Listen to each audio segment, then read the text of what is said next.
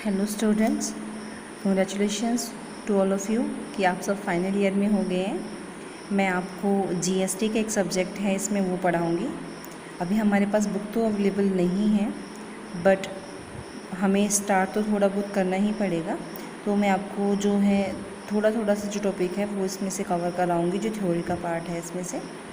First है हमारे पास, हम स्टार्ट कर लेते हैं इसको। फर्स्टली जीएसटी का मीनिंग क्या है, या इंट्रोडक्शन एज ए हम कह सकते हैं कि क्या है जीएसटी।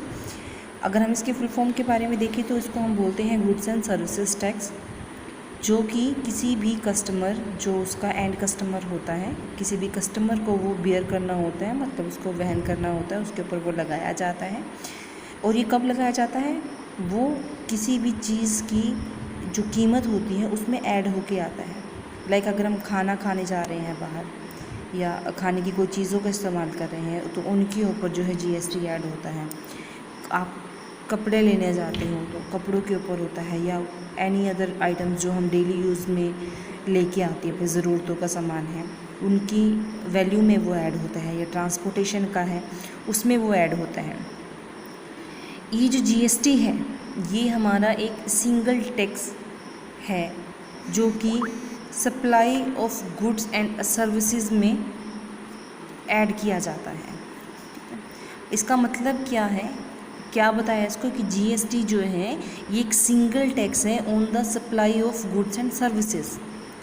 उसका क्या मतलब है कि जो हमारा कस्टमर है उसको ही ये वहन करना पड़ेगा एट लास्ट। और इसको जब चार्ज किया जाता है, ये वो पर्सन चार्ज करेगा जो उस गुड्स एंड सर्विसेज का लास्ट डीलर होगा, मतलब जो एंड में आप तक वो पहुंचाएगा। जैसे कि दुकान से सामान खरीदा जा रहा है तो वो जीएसटी अलग से कह के नहीं लेगा कि जितने का सामान है और इसके ऊपर जीएसटी ये अलग से बनती है, आप जीएसटी पे करो। नो, वो क्या करते हैं, वो जीएसटी ऑलरेडी जो है उसमें ऐड होती है, लेकिन लास्ट पे कौन करेगा? लास्ट पे करेगा उसका कस्टमर जो उसको यूज़ कर रहा है।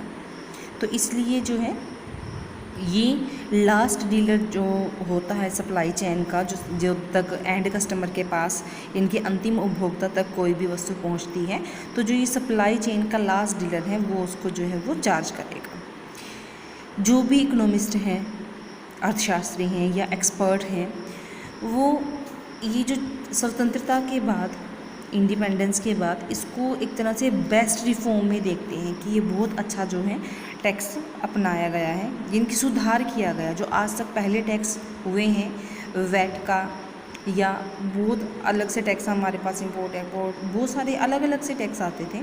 अब क्या किया कि ऑल ओवर जो है टैक्स वो जीएसटी में हमारा इंक्लूड कर दिया गया है। ये जो टैक्स रेट होती हैं गुड्स के ऊपर, मान लीजिए वो 12% है, तो इसमें 6% तो होगा वो सेंट्रल टैक्स, और 6% है जो वो स्टेट का टैक्स, मतलब CGST central goods and services tax, और 6% एसजीएसटी मतलब state goods and services tax. तो जो टोटल आपका 12,000 है वो कलेक्ट किया जाएगा और उसको शेयर कर दिया जाएगा सेंट्रल और स्टेट के बीच में।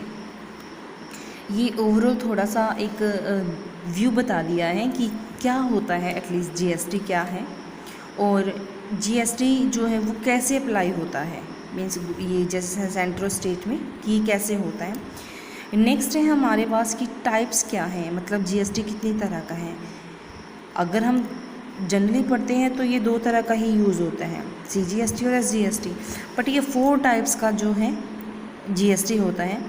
पहला CGST, central goods and services tax, फिर एसजीएसटी मतलब state goods and services tax, और उसके बाद UTGST union territory goods and services tax, और उसके बाद जीआईजीएसटी मतलब integrated goods and services tax. इन सब का मीनिंग हम पढ़ेंगे कि क्या होते हैं, किस तरह से होते हैं, सब कुछ हम पढ़ेंगे।